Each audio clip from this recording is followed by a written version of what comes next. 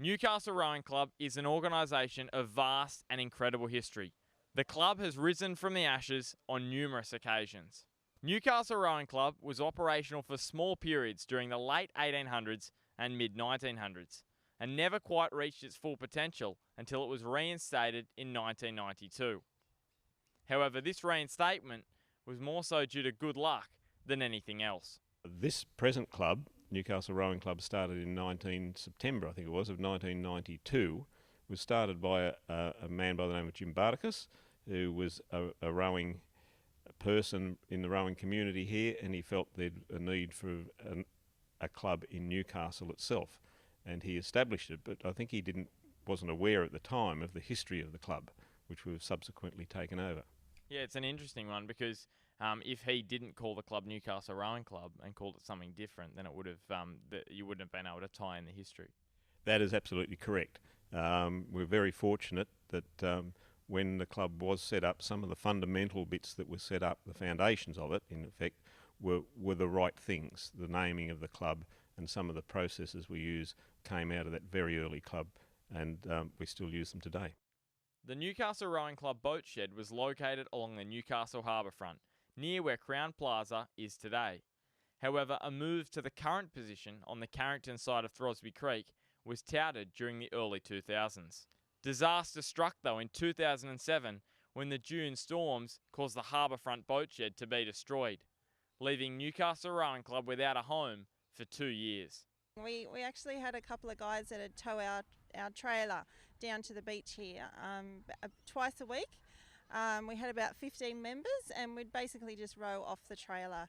With help from the Hunter Development Corporation, formerly known as the Honeysuckle Development Corporation, Newcastle Rowing Club was able to continue to function.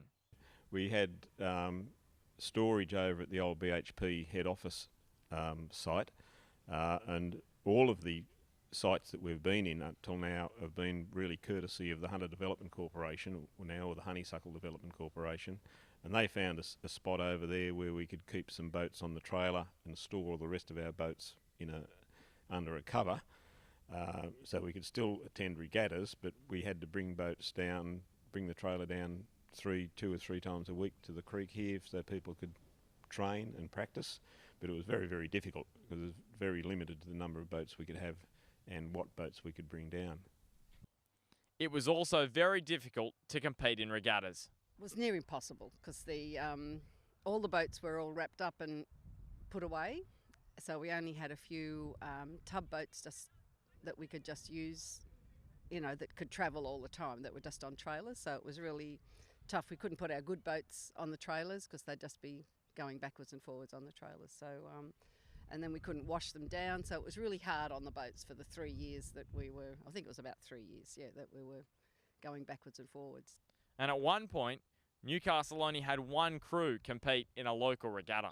At one stage, myself and Melissa, we went to a regatta and we were the only Newcastle Rowing Club people there, but we kind of flew the flag, and it was important for our club and also to let other clubs know we were still in existence. Newcastle Rowing Club's regattas in the early 1990s were staged in the Hunter River, just off Kooragang Island. However, urban development in the late 1990s caused a move to Throsby Creek, where their first regatta there was held in 1999. After 2 years of hard work, Newcastle Rowing Club finally found their home, with the current shed opened in 2009. We had a great morning once all the shelving got put up. We went over and picked up the boats, and it was just, there'd be about 30 of us just picking up the boats and then just carrying them in. We're all going, yay, taking them into the from the trailer inside, and it was just great just to sort of be in the shed, and everyone was just so proud, and other clubs would come and go, oh, you're so lucky, and we thought, well, we did it tough, but it's so good now. It's perfect. Yeah. Once we had the shed open, it was wonderful for everybody that we could actually then get more boats. We could think about growing the club, changing the way we operated, and I think now when I look around the boat shed, I don't think there are any of boats left here that were in the original shed. Junior rowers at Newcastle Rowing Club make up 30% of the total members, which shows just how bright the future is.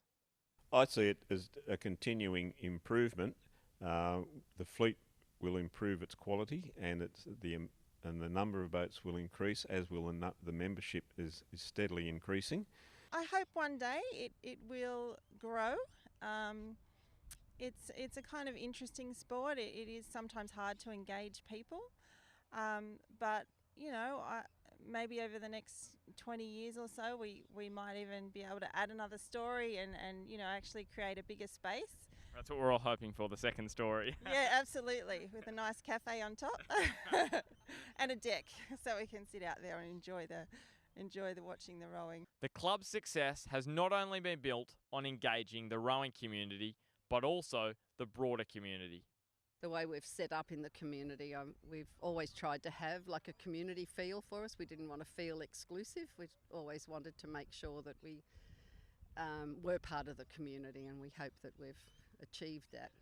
With support of the community, rowing in Newcastle will continue to prosper into the future.